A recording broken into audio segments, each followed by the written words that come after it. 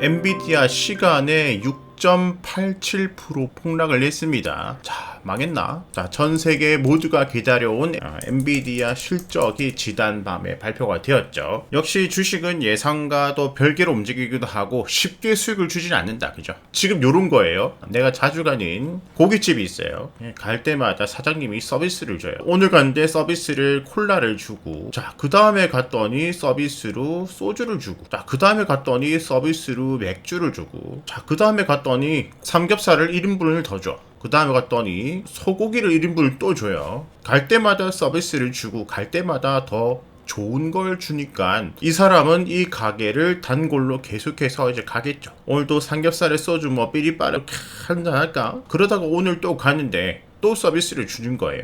자, 지난번에 돼지고기, 소고기, 고기까지 서비스를 주더니 이번에 가니까 조금 내려와가지고 맥주를 서비스를 줘요. 이제 호의가 권리가 된다고 서비스를 적게 주니까 이 사람이 기분이 나빠. 야, 고기까지 줬는데 이제는 뭐 더 큰 거 주겠지.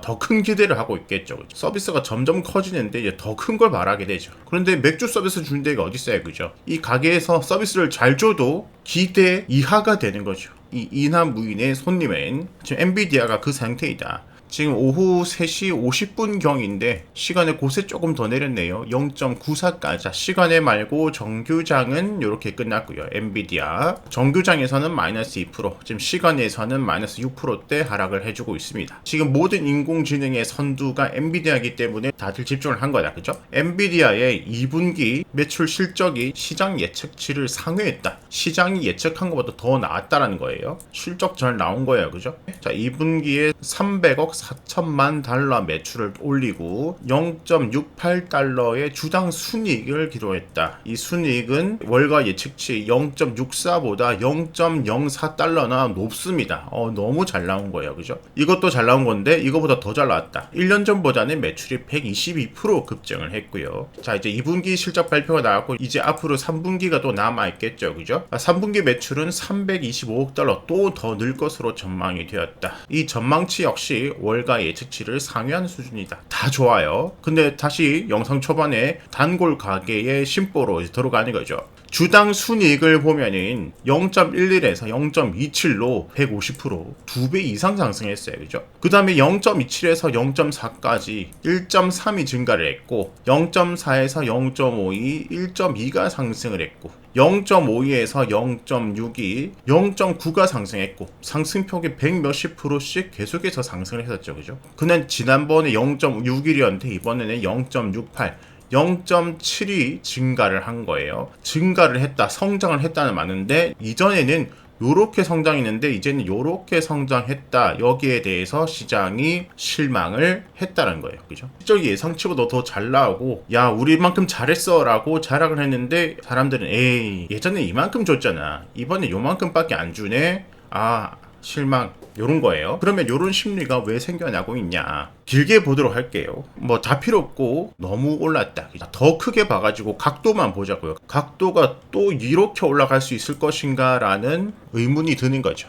계속해서 오를 거라는 기대감보다는 지금 단기적으로는 시세 차익에 대한 욕구가 더 크다라는 거예요. 시세 차익 욕구가 다 끝나고 난 다음에 이제 좀 싼데 계속해서 성장하네? 그럴 때 또 다시 오를 수가 있겠죠. 그죠?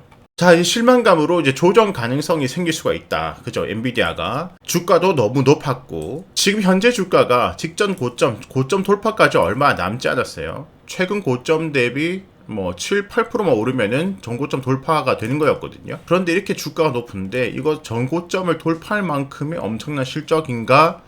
그거는 의문이다. 시장은 이렇게 보는 거죠. 자, 그러면 이제 조정에 들어갈 수가 있겠죠, 그죠? 박스권 행보로 조정할지 가격 조정을 좀 더 받을지는 모르겠지만 이렇게 조정을 거치고 난 다음에 이렇게 벗어난 추세 오버슈팅 구간을 돌파를 했는데 다시 완만한 각도가 되고 난 다음에 그때 가가지고 이렇게까지 조정을 받을 일인가? 이렇게까지 그렇게 안 좋은 종목이 아닌데 앞으로 인공지능이 반도체가 정말 중요한데 너무 조정을 받았다. 3개월, 4개월, 5개월, 6개월 뒤에 그때 가서 이 각도를 좀 완만하게 만들고 그때 가서 다시 상승을 생각을 해볼 수가 있겠죠. 그죠?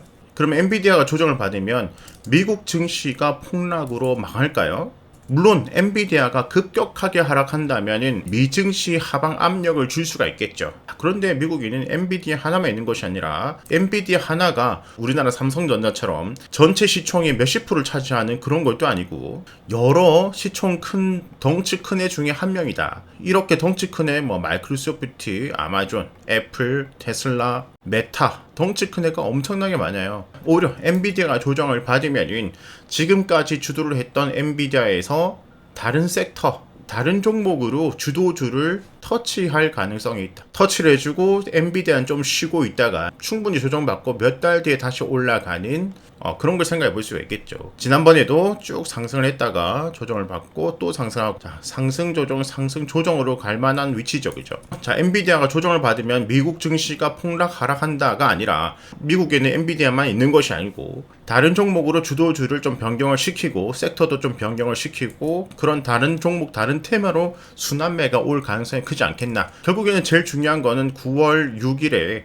실업률, 고용률이 제일 중요하다. 그죠? 요것은 미국 나스닥 정규장이고 20선 대비 요렇게 내려오고 마감이 되었고, 요것은 미국 선물 지수예요. 선물은 이미 시작을 했죠. 갭 하락으로 좀 내려오고 난 다음에 여기까지 20선까지 찔러주고 여기서 양봉으로 20선 지켜내주고 있습니다. 이제 단기적으로 20선에서 반등이 나오냐, 5선 돌파하고 아니면 20선 이탈하느냐 따라서 이제 단기 방향성 더 보면 되겠고, 엔비디아 실적이 좋든 안 좋든 엔비디아 실적 발표하기 전까지 관망 장세가 이어질 거고, 그 다음에 미증시 방향성을 보고 투자를 하자 말씀을 드렸죠. 그죠? 주식은 계속해서 비중 조절이에요. 자, 기대보다는 안 좋은 걸 대비를 해서 안 좋은 게 나올 만한 이슈가 있다 그러면은 비중을 좀 줄여줬고, 그래서 하락을 하면 다시 담아가고, 비중 싸움이 주식이에요. 요것을 빨리 깨우쳐야 된다. 관망장세 다음에 흐름 보고 매매를 하자. 자, 우리는 비중을 줄여놨었죠. 그죠? 자, 줄여놓은 비중 20선 근방에서 살짝 뭐 담아 볼 수도 있고, 만약 20선 깨고 내려간다면은 그 전에 머물렀던 여기 고점대 요런 부분까지 내려올 가능성을 보면서 천천히 매매를 해야 되고, 계속 강조드리지만 가장 중요한 것은 9월 6일 다음 주죠. 다음 주에 나오는 실업률을 또 봐야 된다. 그죠? 자, 엔비디아 하나로 너무 겁먹을 필요는 없고, 자, 내려오면 내려올수록 사고 싶었던 거 조금씩 뭐 매수를 해볼 수가 있는데, 본격적인 매매는 9월 6일 실업률을 우리가 비중 있게 한번 관심을 둬보자. 자, 한국 증시도 내려왔지만은 미국 나스닥 선물과 비슷한 흐름을 보여줬죠. 그죠? 20선에서 이제 도지로 마감을 했습니다. 도지에 20선 걸려 있다. 이제 여기 돌파 이탈. 그 다음에 이제 단기적인 시세에 대한 힌트를 얻을 수가 있겠죠. 그죠? 자, 내일부터 어디를 돌파하느냐에 따라서 우리나라가 선반영 성격으로 반도체가 좀 조정을 받고 있는데, 엔비디아까지 빨리 올라가지 않는다면은 반도체는 좀 몇 달 이상 조정기로 갈 가능성을 좀 생각을 해봐야 되고, 반도체가 조정으로 들어간다면 다른 섹터 뭐 제약바이오라든지 뭐 전기차, 자동차, 뭐 2차전지 이쪽으로 순환매가 또 이어질 수도 있겠죠. 그죠? 이쪽으로 계속 섹터가 움직이는지 국내 증시는 또 체크를 해봐야 되고, 자, 미국은 엔비디아 죽고 어디가 또 수급이 몰리는지, 미국도 반도체가 좀 조정을 받는다면은 다른 섹터 뭐 금융이라든지 뭐 원자재라든지 전기차라든지 다른 쪽으로 어디로 수급이 또 몰리는지 우리가 또 계속해서 체크를 해봐야 되겠죠.